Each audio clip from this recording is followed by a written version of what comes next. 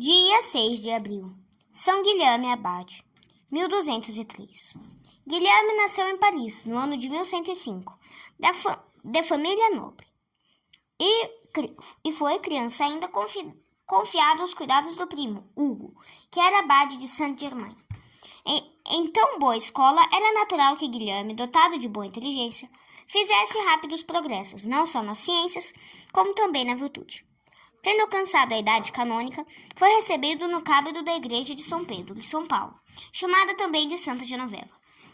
Infelizmente, não encontrou entre os membros do cabido o espírito que devia reinar numa coletividade deste gênero. Os cônegos, apesar de sacerdotes, levavam uma vida pouco digna de tão alta missão. Guilherme, notando isto, não se associou aos maus elementos. Pelo contrário, continuou as práticas de vida religiosa, como as tinha adquirido no convento, não se deixando abalar pelo escárnio e pela crítica zombeteira dos colegas. O bom procedimento e a vida exemplaríssima de Guilherme tanto os incomodou, tanto os exasperou, que puseram em jogo todos os meios para eliminá-lo da colegiata. Guilherme sofreu com paciência as injustiças que lhe eram feitas, e feliz se sentiu quando lhe foi oferecida uma prebenda fora da cidade, onde, sem causar incômodo a outros, pôde dedicar-se a uma vida só de Deus. Aconteceu que aqueles cônegos, por decreto do Papa Eugênio III e por ordem do rei Luís VII, foram expulsos e substituídos por cônegos agostinianos. Odo, o abade desta nova família monástica, dirigiu amável convite a Guilherme para que se incorporasse à ordem agostiniana. Embora fosse muito inclinado à vida religiosa, Guilherme externou dúvidas sobre o passo que Odo lhe aconselhava, sendo a maior de abandonar uma colocação tão rendosa como possuía. Odo, ao ouvi-lo falar desta dificuldade, apontou para o crucifixo e disse a Guilherme: Deus, que por nosso amor deixou o céu, não merece que, por seu amor, abandonemos as coisas deste mundo? Esta resposta, inesperada como lhe veio, confundiu o santo homem, o qual, caindo de joelhos, pediu perdão do apego desordenado e aceitou o convite do superior. Guilherme entrou na ordem agostiniana e foi, como religioso, modelo perfeito de santidade para todos. Algum tempo depois, lhe apareceu Nosso Senhor Jesus Cristo em sonho e disse: Guilherme, é minha vontade que procures uma terra longínqua e desconhecida. Muitas tribulações e perseguições te esperam, mas tem ânimo. Estarei contigo e quando estiveres bastante idoso, te chamarei a eterna bem-aventurança. Guilherme, intimamente consolado com a garantia da eterna salvação, fez o protesto de seguir para onde a vontade divina o quisesse e de aceitar tudo que a divina providência determinasse. Mas não sabia que país era aquele que lhe reclamava a presença. Esta incerteza desapareceu quando recebeu de Absalão, bispo de Roskilde, na Dinamarca, o convite para o cargo de visitador no convento dos cônegos agostinianos em Eskilsøy, na ilha Silândia. Com o consentimento dos superiores, seguiu com 3 companheiros para o lugar que a obediência lhe tinha indicado. O bispo Absalão recebeu-o de braços abertos. Não tão cordial foi a recepção que teve no convento. Os cônegos que, havia tempo, não mais observavam a regra da ordem, não podiam olhar com bons olhos o visitador, a quem outro motivo não podia ter trazido senão o de reformar os costumes dos religiosos e levá-los novamente ao caminho do dever. 1000 dificuldades opuseram à obra da reforma, 1000 dissabores causaram mal ao visitador. Cheios de irritação e malvadez,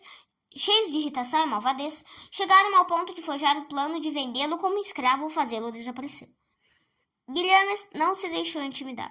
Com firmeza insistiu na fiel observância da regra e na abolição de abusos que se tinham insinuado na comunidade. O que exigia dos outros, ele mesmo observava com todo rigor, não ligando importância nenhuma ao desprezo, às ameaças e maus tratos de que era alvo da parte dos religiosos. Ao mesmo tempo, procurou com muita prudência, com modos afáveis, ganhar a simpatia, ou pelo menos o respeito dos confrades rebeldes. Estes, vendo de um lado a caridade e condescência, abandonaram pouco a pouco a atitude hostil e tornaram-se dóceis e obedientes. Guilherme teve a satisfação de ver-se diante da necessidade de fundar um outro convento, que encheu de bons religiosos. 91 anos contava Guilherme, quando teve em sonho a visão de um venerável ancião que lhe disse: Viverás ainda 7. Guilherme, na suposição de tratar-se de um aviso da morte próxima, preparou-se para deixar o mundo.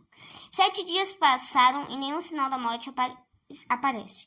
Quando assim se foram 7 semanas, 7 meses, e no fim do 7º mês, Guilherme se sentiu forte e bem disposto.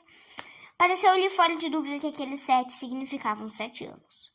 No 7º ano adoeceu gravemente. O corpo cobriu-se-lhe de úlceras e o santo servo de Deus sofreu horrivelmente. Como nas perseguições, também nos dias da doença, Guilherme conservou a paciência imperturbável. No meio das dores dizia como Jó: se recebemos de Deus benefícios, não devemos aceitar-lhe das mãos também o que nos é desagradável? Faça-se o que o Senhor determinar. Bendito seja o nome do Senhor. Guilherme morreu santamente, ao 6 de abril de 1203, no dia de Páscoa, depois de ter recebido os santos sacramentos. Honório III canonizou no ano de 1224. Reflexões. Não só as coisas agradáveis vêm de Deus, como também as doenças, sofrimentos, pobreza, etc. O bem e o mal, vida e morte, pobreza e riqueza, tudo tem sua origem em Deus, diz o sábio do Antigo Testamento. Eclesiastes, capítulo 11, versículo 14. É preciso, porém, que ponderemos o seguinte: sofrimentos que nos vêm sem que haja a concorrência de um pecado partem diretamente de Deus. É Ele que nos manda para o nosso bem.